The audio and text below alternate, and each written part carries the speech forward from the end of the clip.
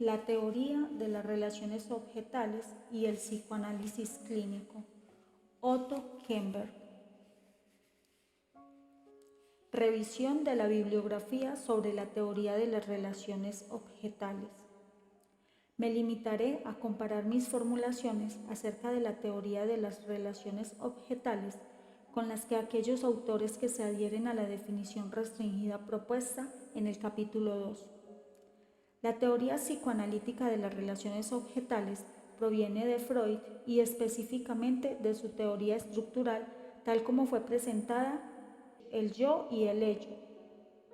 En un pasaje citado con frecuencia, Freud dice: el carácter del yo es un precipitado de catexias objetales abandonadas y contiene un registro de pasadas elecciones objetales. Los efectos de las primeras identificaciones de la temprana infancia serán profundos y duraderos. En el mismo trabajo, al estudiar el origen del superyo, destaca otra vez la importancia que tienen las relaciones objetales internalizadas para determinar la estructura psíquica. Esto nos lleva nuevamente al origen de la idea del yo, puesto que detrás de él se oculta la primera y más importante definición, la identificación del padre. Sin embargo, el superyo es ahora simplemente el sedimento dejado por las primeras elecciones objetales del ello. Presenta también una enérgica formación reactiva contra esas elecciones. Así, los orígenes tanto del yo como del superyo están relacionados con los precipitados de relaciones objetales anteriores. Agregaría por mi parte que también el origen del ello como estructura integrada está vinculado con esos precipitados. En algunos de sus últimos escritos, Freud habló del fenómeno de la escisión del yo como una sorprendente división del yo que puede observarse en las perversiones y otros estados psicopatológicos. Este fenómeno se transformó más tarde en un punto nodal del desarrollo de la teoría de las relaciones objetales. Las contribuciones de Melanie Klein a la teoría de las relaciones objetales están estrechamente conectadas con su enfoque general teórico y técnico. Desde fines de la década de 1920 hasta 1946, cuando escribió Notas sobre algunos mecanismos esquizoides, que presenta la consolidación de su posición teórica. Destacó la importancia que tiene la más temprana relación objetal internalizada en la determinación de las vicisitudes del conflicto intrapsíquico y las estructuras psíquicas. También desde fines de la década de 1920 hasta principios de 1930, subrayó la importancia de la agresión pregenital, sobre todo el sadismo oral, para determinar los primitivos objetos internos fantaseados y la estructura básica del superyo. Sus teorías evolucionaron paulatinamente hacia la consideración de las vicisitudes de la agresión y la libido, como íntimamente vinculadas con objetos internos malos y buenos respectivamente. Describió una serie de mecanismos de defensa por medio de los cuales el yo trata de hacer frente a los malos objetos internos y externos, refiriéndose en especial a la escisión y a la identificación proyectiva. Melanie Klein vinculó la teoría psicoanalítica de los instintos con las tempranas relaciones objetales y las tempranas constelaciones de maniobras defensivas. Estas constelaciones constituyen la posición esquizoparanoide y la posición depresiva. Puesto que he incluido antes una revisión de la escuela kleiniana desde el punto de vista de la psicología del yo, solo destacaré aquí los siguientes puntos. 1. Melanie Klein aceptó sin retáceos el problemático concepto del instinto de muerte. Lo consideró el contenido básico de la ansiedad y la fuerza que genera los primitivos mecanismos de proyección que protegen al yo de sus efectos. Por mi parte, pienso que se trata de una injustificada extensión de la hipótesis especulativa de Freud acerca de un instinto de muerte y una afirmación dogmática que no está respaldada por pruebas convincentes. 2. Un segundo problema vinculado con el anterior es el de la naturaleza violenta de la primitiva agresión, especialmente la oral. es esa agresión innata o una consecuencia de frustraciones y privaciones tempranas. Los autores kleinianos se inclinan por una predisposición biológica innata. Si bien acepto que los determinantes innatos de factores económicos, o sea, la intensidad de los componentes afectivos, del comportamiento y neurofisiológicos que participan en las relaciones objetales internalizadas de origen agresivo, y los umbrales generales del afecto y la cognición, junto con las influencias ambientales, contribuyen decisivamente a la organización de las tendencias agresivas. De ninguna manera esto significa postular un instinto de muerte innato. Asimismo, los autores kleinianos incurren en una seria subestimación de la importancia de los factores ambientales, en especial las vicisitudes de las actitudes maternales normales y patológicas. Y un tercer aspecto es el de los postulados kleinianos acerca de la existencia de estructuras psíquicas altamente complejas que operan desde las más precoces etapas de desarrollo. En contraste con este criterio, destaqué el desarrollo gradual de las diversas estructuras determinadas por las relaciones objetales a lo largo de los primeros años de vida. Después de trabajar durante varios años, desde fines de la década de 1930 hasta terminar la década de 1940, con pacientes de marcados rasgos esquizoides, Feuerbach contribuyó al esclarecimiento de las primitivas relaciones objetales anteriores a las de Melanie Klein. Describió bajo la denominación de posición depresiva en sus trabajos sobre el síndrome maníaco-depresivo y el duelo. Presentó un detallado estudio de los mecanismos de defensa esquizoides, sobre todo la escisión. En atención a sus aportes, Melanie Klein modificó la denominación del periodo paranoide del desarrollo, que en su teoría original precedía al depresivo, llamándolo posición esquizoparanoide. Feuerbach consideró que las estructuras básicas de la mente, yo central, yo libidinal y yo antilibidinal, aproximadamente correspondientes al yo, al ello y al superyo, derivaban de la escisión de un yo original. Concibió estas estructuras como relaciones objetales internalizadas disociadas, el yo central y su correspondiente objeto ideal, el yo libidinal y su correspondiente objeto excitante, y el yo antilibidinal y su correspondiente objeto rechazante o antilibidinal. Representaban una modificación de la concepción kleiniana de objetos internos buenos y malos en función de una teoría estructural. Sin embargo, Feuerbach se apartó de manera radical de la orientación kleiniana, cuya influencia había recibido. Objetó el predominio de Melanie Klein, atribuía al instinto de muerte y a los instintos en general en el establecimiento de las relaciones objetales. Consideró que el principal objeto del incipiente aparato psíquico es el establecimiento de vínculos con otros seres humanos, originalmente con la figura materna. En su opinión, el yo procura ante todo encontrar objetos y no gratificar los instintos. Por ejemplo, para Feuerbach, la naturaleza del interés sexual en los objetos es el resultado de la necesidad básica de establecer vínculos de amor con otras personas. Los casos en que la excitación sexual parece reemplazar un auténtico interés en los demás reflejan, según Feuerbach, un particular deterioro de las relaciones objetales más que una regresión a la búsqueda más primitiva y puramente instintiva de gratificación sexual.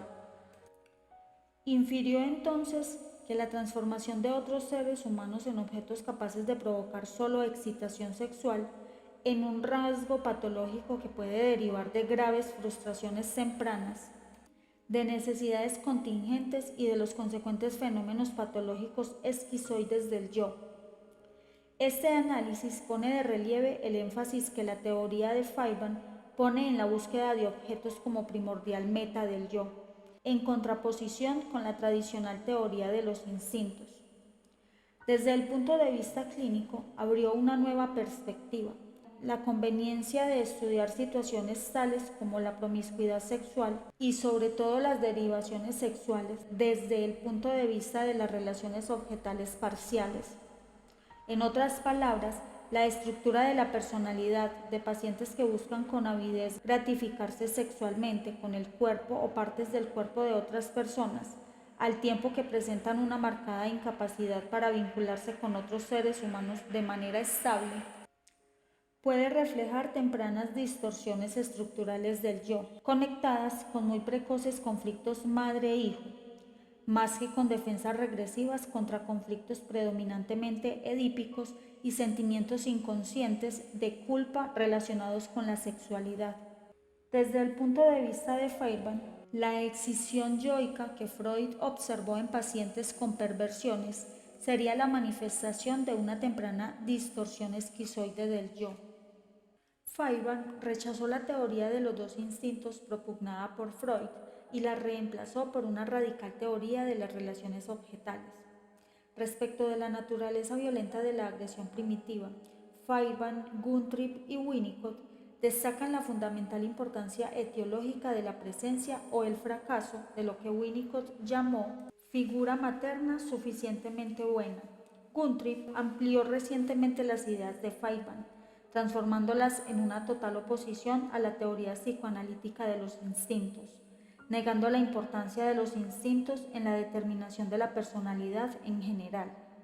Por mi parte, discrepo con este punto de vista y no considero que la teoría de las relaciones objetales se oponga de manera alguna a la concepción moderna de los instintos o a la teoría psicoanalítica de los instintos.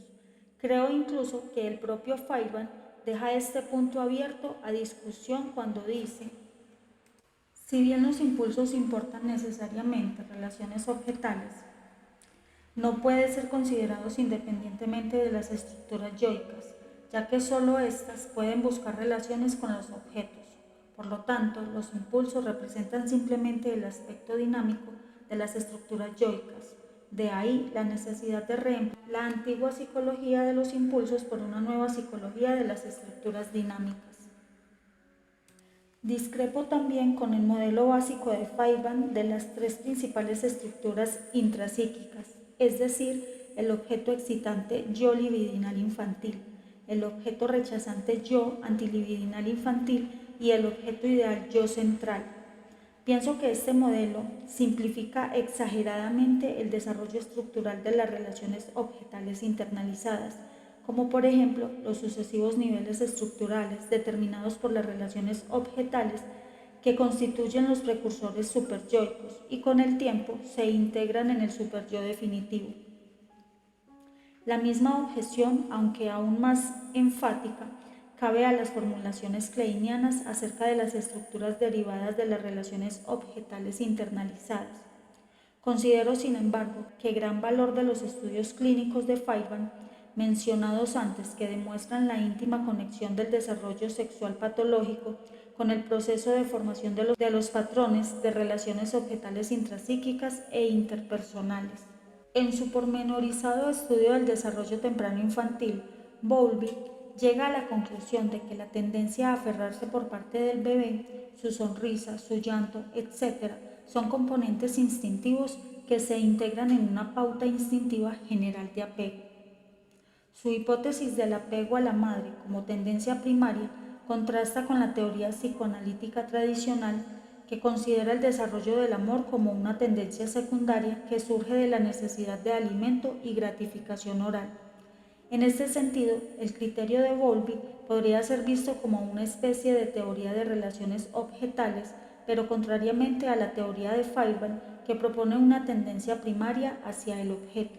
Bowlby pone el acento en los patrones de conducta y de interacción interpersonal, dejando de lado casi por completo la constitución intrapsíquica de las estructuras, que reflejan los problemas interpersonales.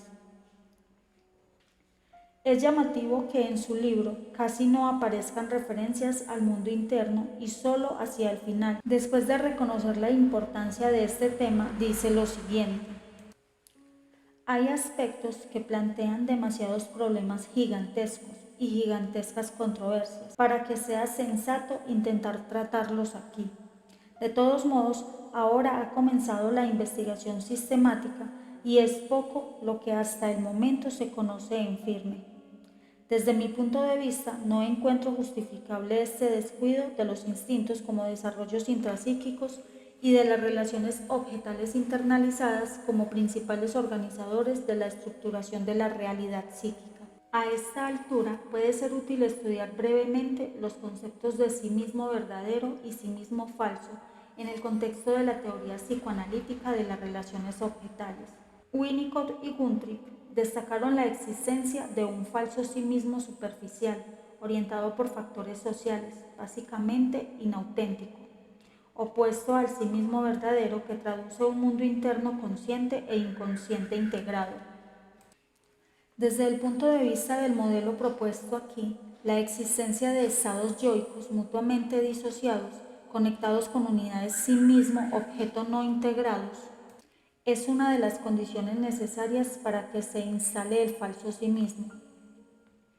La camaleónica adaptabilidad de ciertos caracteres infantiles, la excesiva dependencia de las interacciones inmediatas, a pesar de la discontinuidad entre dichas interacciones y otras experiencias presentes o pasadas que caracteriza la personalidad como sí, y la perniciosa identificación de los caracteres narcisistas como la formación patológica condensada del sí mismo ideal y del objeto ideal presentan diferentes formas del falso sí mismo. Un sí mismo auténtico solo puede ser el resultado de la organización de diversas imágenes del sí mismo en un concepto integrado del sí mismo, que a su vez está vinculado con representaciones objetales integradas. Así, hablando desde la perspectiva clínica, el camino hacia la autenticidad es el sí mismo que lleva a la integración de aspectos del sí mismo mutuamente disociados.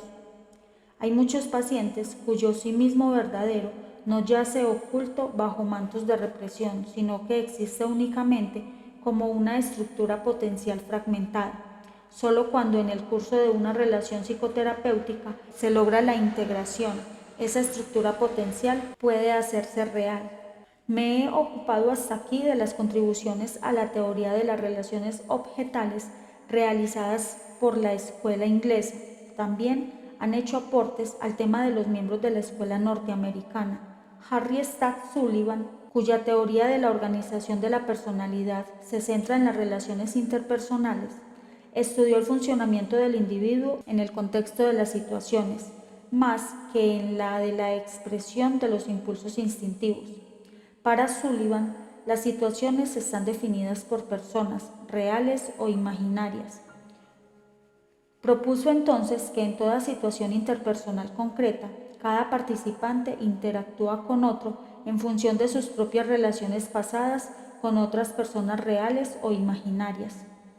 Sullivan subrayó la importancia decisiva de la temprana relación madre-hijo para la determinación del dinamismo central de sí mismo o sistema del sí mismo. Describió 3 tipos de personificaciones tempranas que establecen la estructura del sistema del sí mismo. 1. El yo bueno, que es el sí mismo, que se desarrolla en el contexto de las buenas relaciones con la madre, en el curso de las cuales ésta logra, mediante su capacidad de aliviar necesidades o su ternura, despertar en el hijo la sensación de que su sí mismo es bueno. 2. El yo malo, que según Sullivan surge cuando el niño siente que sus necesidades son rechazadas o que su madre no gratifica su búsqueda de ternura. Y 3. El no yo, aspecto disociado de la vivencia del sí mismo, extremadamente doloroso y atemorizante, que es el resultado de una frustración o un trauma extremos. La psicoterapia de Sullivan pone énfasis en la necesidad de resolver las distorsiones negativas del campo interpersonal y se apoya en las naturales tendencias de crecimiento del paciente para desarrollar su personalidad bajo la influencia de vínculos interpersonales presentes favorables. La cura terapéutica está en función de la expansión del sí mismo y la disminución de las distorsiones paratáxicas, la ansiedad y la disociación.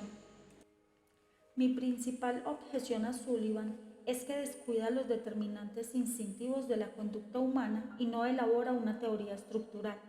Guntrip criticó con justicia, en mi opinión, la falta de atención de Sullivan respecto a los conflictos intrapsíquicos inconscientes vinculados con las relaciones objetales internalizadas. El énfasis que pone en las relaciones interpersonales reales, presentes y pasadas hace perder de vista una importante dimensión de la teoría psicoanalítica de las relaciones objetales. Sullivan no esclareció bastante el origen de las personificaciones. Tampoco elaboró una teoría estructural y en el marco del sistema que propone puede plantearse muchos interrogantes respecto de las funciones y estructuras de la personalidad. Con todo, la importancia que asigna a las relaciones interpersonales como determinantes de las estructuras intrapsíquicas e interpersonales constituye una contribución valiosa a la teoría de las relaciones objetales. El énfasis que puso en los factores culturales fue corroborado más tarde por los estudios realizados por Erikson desde la perspectiva de la psicología del yo, y sobre todo la importancia que atribuye a las relaciones objetales internalizadas como sistemas motivacionales básicos, junto con la directa aplicabilidad de esa teoría al tratamiento psicoterapéutico de pacientes psicóticos. Son una fuente de prueba clínica fundamental para la teoría psicoanalítica de las relaciones objetales. Frieda von Reichmann, Otto Will y Harold Searles aplicaron los aportes teóricos y clínicos de Sullivan y los trasladaron a los cauces generales de la teoría y la práctica psicoanalíticas.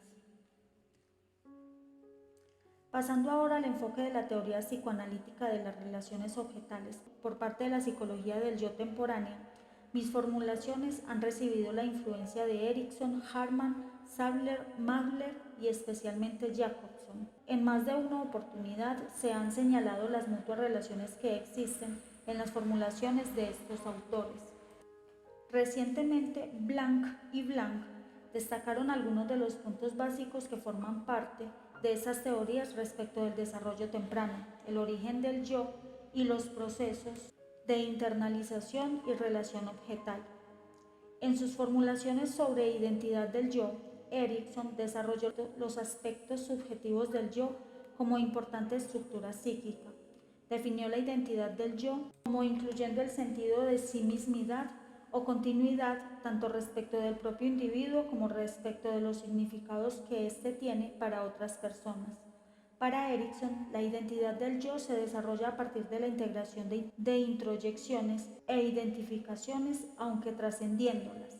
Destacó la importancia de los roles sociales como parte de la identidad del yo y la búsqueda inconsciente de continuidad en el carácter del individuo y en la solidaridad interna con los ideales grupales y la identidad grupal que incorpora.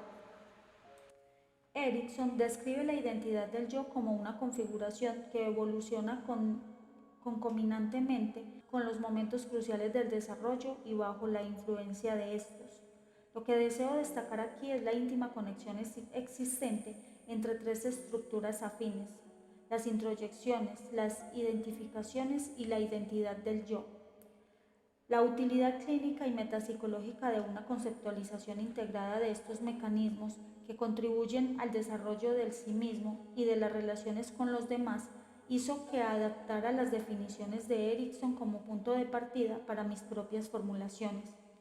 A partir de Erikson, existe consenso general respecto de la existencia de componentes del sí mismo en el yo y de la especial importancia de la integración de diferentes aspectos de sí mismo como función y estructura del yo.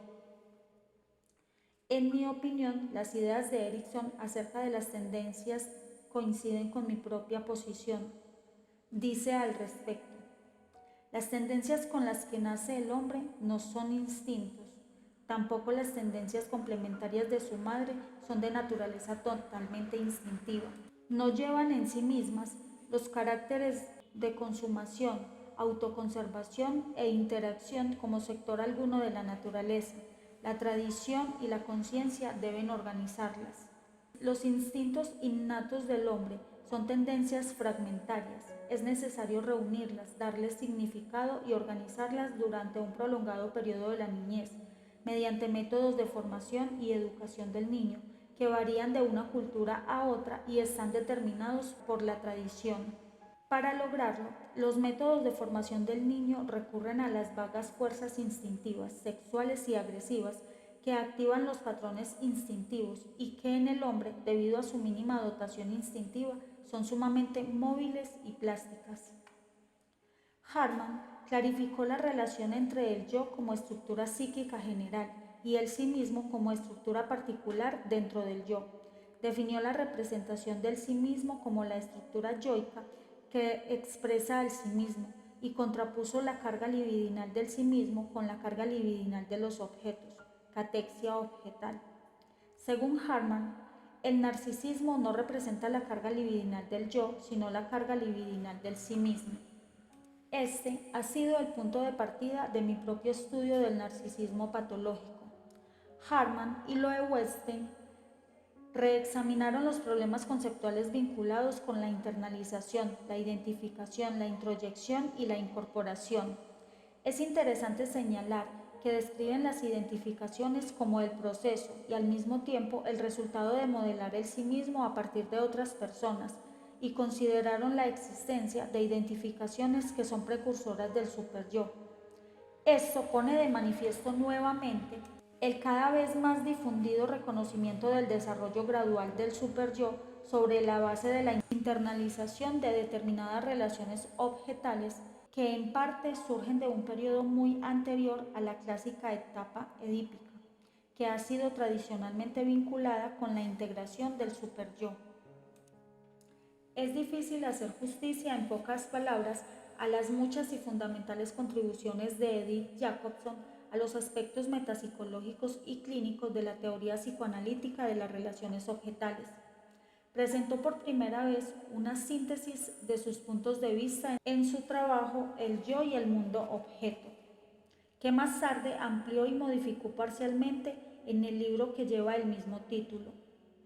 Uno de sus conceptos más importantes es que a partir de la representación sí mismo objeto, originalmente fusionada, van desarrollándose paulatinamente las representaciones independientes del sí mismo y del objeto.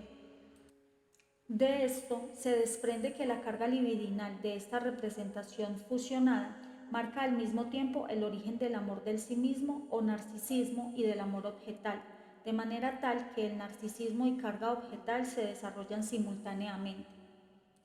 Jacobson sugiere que una vez lograda la primera discriminación de las representaciones del sí mismo y del objeto, la excesiva refusión de dichas representaciones da lugar a una situación en la que ya no es posible diferenciar nuevamente las representaciones del sí mismo y del objeto. En consecuencia, con límites yoicos siguen siendo borrosos y fluctuantes.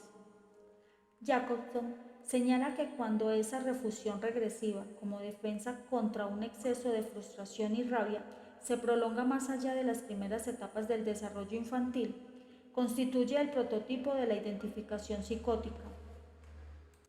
Un paciente esquizofrénico en tratamiento psicoterapéutico intensivo, después de un periodo inicial de no participación, puede alternar entre un estado bienaventurado de fusión con la terapeuta en el marco de una ideal relación simbiótica y un estado aterrorizante en que se ve a sí mismo y al terapeuta fusionados en una recíproca rabia asesina. El mundo del paciente en su totalidad aparece contaminado con estos estados afectivos polarizados, que tienen en común una ausencia de límites entre el sí mismo y el no sí mismo. La definición de los límites yoicos depende, por lo tanto, de la diferenciación de las imágenes del sí mismo y del objeto, y de un ambiente gratificante en grado suficiente para impedir la excesiva refusión de las representaciones del sí mismo y el objeto. En un principio, un tipo de representación fusionada sí mismo-objeto recibe una carga únicamente libidinal, mientras otro tipo es cargado de agresión. Jacobson sugiere que solo en una etapa ulterior del desarrollo se fusionan las representaciones buenas y malas del sí mismo, dando lugar con el tiempo a una representación del sí mismo más integrada y realista. Según Jacobson, al desarrollarse representaciones más integradas del sí mismo y del objeto, aparecen discrepancias entre las concepciones ideales y mágicas del sí mismo y de los objetos y sus apreciaciones más realistas, lo cual favorece el desarrollo de representaciones ideales del sí mismo, en contraste con las reales, y representaciones ideales del objeto en contraste con las representaciones objetales reales. Estas representaciones ideales se convierten en los precursores del superyo, las primitivas representaciones objetales malas.